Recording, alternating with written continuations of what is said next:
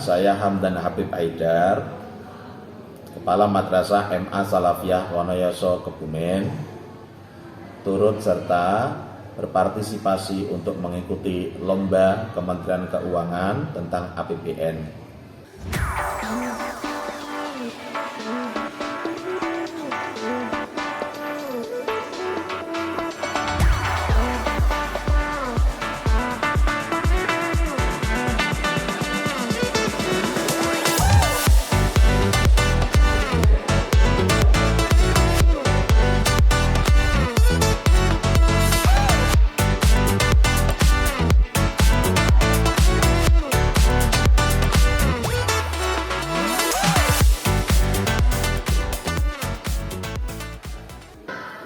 Negara membangun negeri sumber dananya dari mana?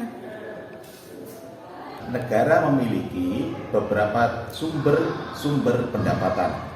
Sumber-sumber pendapatan ini yang tertuang di dalam Undang-Undang Nomor 17 Tahun 2003 tentang Keuangan Negara. Ada berapa? Ada 3. Pertama, pendapatan negara dari jenis pajak. Pajak seperti contohnya pajak bumi, pajak kendaraan, pajak perumahan, pajak ekspor, bea, dan cukai.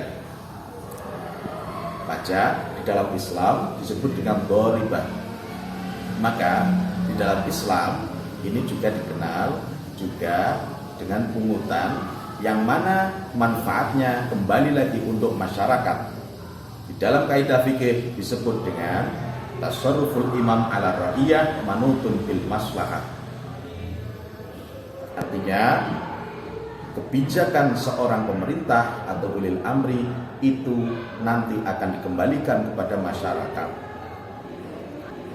Lalu yang kedua, jenis pendapatan negara berupa anggaran negara bukan pajak.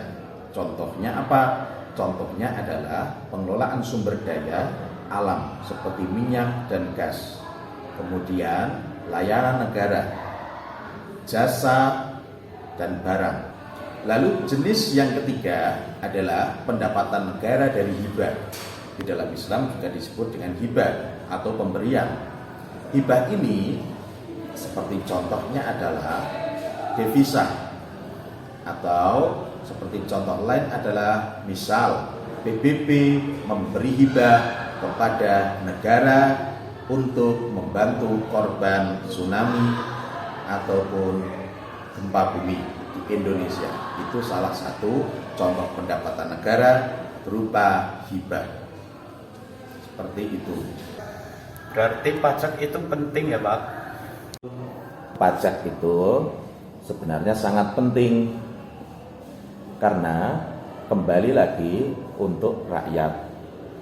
Dulu sahabat Umar ketika menjadi ulil amri pernah mengatakan bahwa inni anzaltu mimma lillahi bimanzilati waliyil yatim.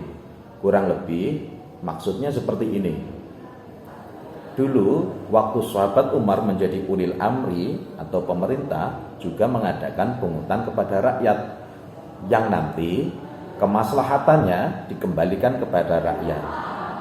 Sahabat Umar dulu ketika memungut pajak digunakan untuk kebutuhan masyarakat, tidak digunakan untuk dirinya sendiri. Oleh karena itu, sahabat Umar mengistilahkan uang pajak seperti halnya uangnya anak yatim, di mana dia tidak boleh memakai, tapi yang boleh memakai adalah rakyat. Beliau hanya cukup untuk mengelola saja. Itu pentingnya pajak. Pak, kapan negara mendapatkan uang? Oh, maksudnya pendapatan negara selain pajak. Oke. Pendapatan negara bisa berupa investasi atau penanaman modal. Investasi atau penanaman modal ini sebetulnya salah satu komponen dari pendapatan nasional. Pendapatan ini sangat berpengaruh dengan produk domestik bruto atau PDB. Artinya, jika investasinya meningkat, PDB juga meningkat. Jika PDB meningkat, maka perekonomian negara juga meningkat. Kalau perekonomian negara meningkat, disitulah waktunya negara memiliki ekonomi yang kuat. Kembali lagi, semuanya untuk rakyat. Rakyat menjadi kuat, ekonominya, negara menjadi maju. Inilah pentingnya penanaman modal, baik penanaman modal dalam negeri maupun penanaman modal dari asing. Seperti itu. Pak, kalau infrastruktur itu apakah boleh dengan dana pinjaman?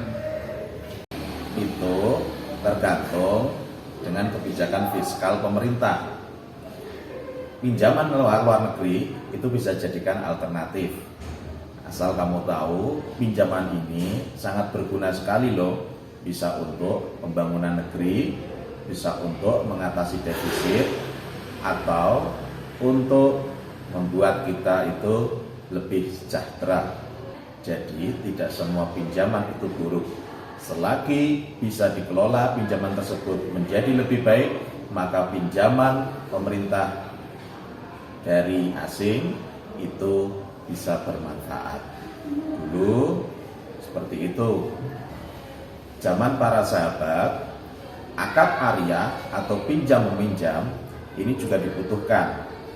Karena dulu waktu ekonomi masyarakat Arab susah, pernah para sahabat memanfaatkan akad arya atau pinjam meminjam ini untuk menyelamatkan perekonomian masyarakat Arab pada waktu itu.